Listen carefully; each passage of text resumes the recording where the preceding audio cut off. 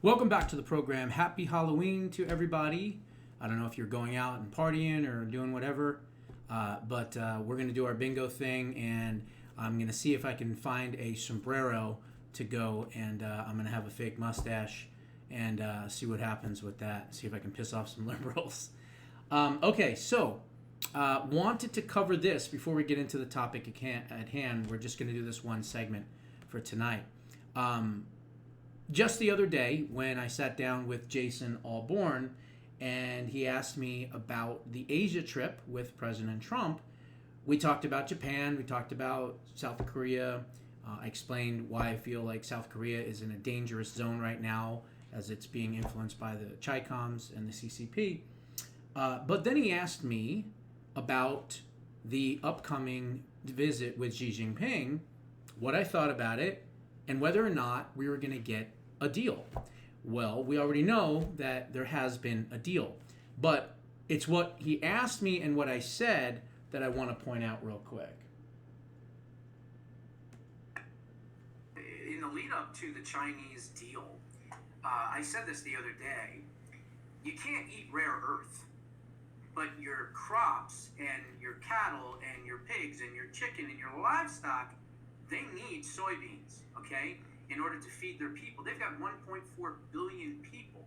So Xi Jinping can't maintain his communist, dictatorship if the people are starving. So we have a lot of leverage here. Now, a couple of months back, what happened? We had the high tariffs on China. They retaliated by stop buying soybeans from the United States. We are the second largest distributor and grower of soybeans in the entire world. Brazil is number one, and Argentina is number fourth or fifth. And so what they did is they switched and they went to start buying soybeans from Brazil and Argentina. Well, President Trump obviously is close with Argentina, and he has a working relationship, I guess you could say, with Brazil. He could just put tariffs on them and say, look, if you continue to allow China to buy your soybeans, we're going to put tariffs on you. And guess what? Now President Trump has the leverage. He could tell them that. They'll stop. That'll force the Chinese to come to the bargaining table at our terms. And what will happen at that point is we would then be able to extract a lot more from the Chinese as far as rare earth minerals are concerned in exchange for the soybeans that they need to feed their 1.4 billion people. So that was me discussing. The recording was a little low, so hopefully you can hear it. But it was me discussing, obviously, what this deal with China is going to rely on, and that is soybeans. And so I wanted to point that out as another Jostradamus moment, because clearly the deal that was signed had to do 100% with soybeans. China agrees to purchase 25 million metric tons of the United States soybeans annually, according to the Treasury Secretary. Besant said that China will start purchasing 12 million metric tons of soybean from the United States right now, and in January, and then China commits to buying 25 metric tons annually. And so, obviously, that is a big part of this deal with China. So, once again, I just wanted to kind of point that out, that was indeed the case, and that's what I knew. Now, the next thing I want to talk about is something that we have also been talking about for a while now, and that is the threat from Venezuela, the drug cartels, and the response from the United States and our military. And clearly, things are heating up.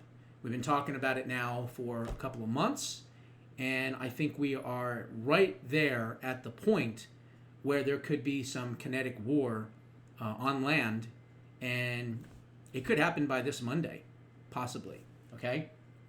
Now, why we say that? Well, not based on rhetoric, based on actions. And what are the actions? How about the FAA declaring the airspace over Ciba, Puerto Rico, a, quote, national defense airspace?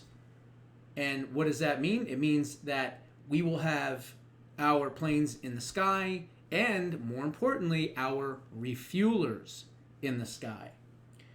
The Federal Aviation Administration has restricted all flights over Puerto Rico over special security reasons. In a notice to Air Missions, the FAA warned that, quote, no pilots are permitted to operate aircraft within the affected airspace, effective immediately. The FAA flight restriction also noted that only Department of Defense aircrafts are allowed to fly in the restricted airspace. Well, let's put 2 and 2 together, because we know that 2 and 2 equals 4, right? Not 5 or 3. If the airspace is being restricted to only planes from the American Department of War, I don't really need to kind of figure out any further that there is definitely something that's going to happen, and probably very, very soon. Then it says, the airspace restriction comes after the Miami Herald reported the United States will soon conduct land strikes on military installations inside Venezuela. The strikes could come at any moment. Sources with knowledge of the situation have been told, as the U.S. prepares to initiate the next stage of its campaign against the Souls of the Sun drug cartel and, of course, Nicolas Maduro. The planned attacks, also reported by the Wall Street Journal, will seek to destroy military installations used by these drug trafficking organizations. The U.S. says that it is headed by Venezuelan strongman Nicolas Maduro and run by top members of his regime. Now, here's more information. It could be a matter of hours. That's right. It could be a matter of hours, not even days. Now, I don't know for sure, but it could be by Monday, let's just say. It could happen at any moment. It could happen Saturday. It could happen Sunday. It could happen Monday. Or who knows? Maybe they're not ready yet. Maybe it could take a couple of weeks or 2 weeks or 3 weeks. But cutting off the airspace and only allowing the Department of War's planes, I'd say it's going to happen a hell of a lot sooner rather than later. So the escalation is continuing in the anti-cartel operations in Latin America with drug boat attacks and the deployment of the largest force to the region since the darkest days of the Cold War. Wow. Yesterday, it was reported that Donald Trump's administration had identified targets inside Venezuela that include military facilities used to smuggle drugs. Air and missile strikes are expected to force the hand of Venezuelan leader Nicolas Maduro to step down. While the president hasn't made a final decision yet on ordering these land strikes, the officials said that a potential air campaign would focus on targets that sit at the nexus of the drug gangs and the Maduro regime. Trump and his senior aides have been particularly focused on unsettling Maduro, as the U.S. military has attacked boats allegedly carrying drugs in the Caribbean and Eastern Pacific Ocean. Of course, this has just been named by the Trump administration as kinetic warfare that could start in the very near future. The administration is basically saying that there's no comment and that any strike on land against Venezuela will come from the president himself. So we're going to see what happens, and we may find out that it could get pretty scary here on Halloween. So I don't know. We're going to have to see what happens. I know that this administration is not playing around. They said the same thing. They want to stop the fentanyl. They want to stop the drugs. They want to stop these cartels. And they really want Maduro gone. They want him out, okay? And I think that his days are numbered. I said before, and I'll say what I said. I think if he makes it to Christmas, I think it would be a miracle at this point, okay? So I think something's going to happen, but we don't know when. All I'm saying is this is the information. We've shut down the skies. No planes are allowed to be in except for our planes.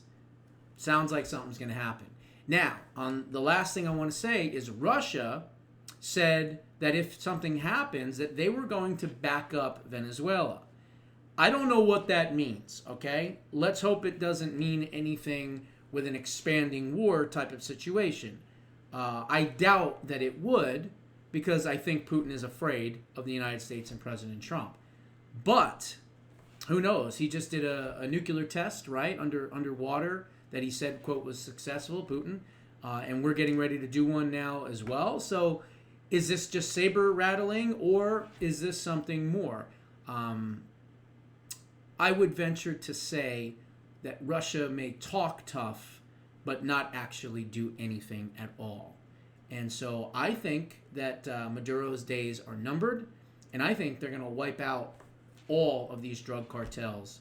And it could happen a hell of a lot sooner rather than later. Those are my thoughts. What are yours? Put them down in the comments below. We'll see you in the next one.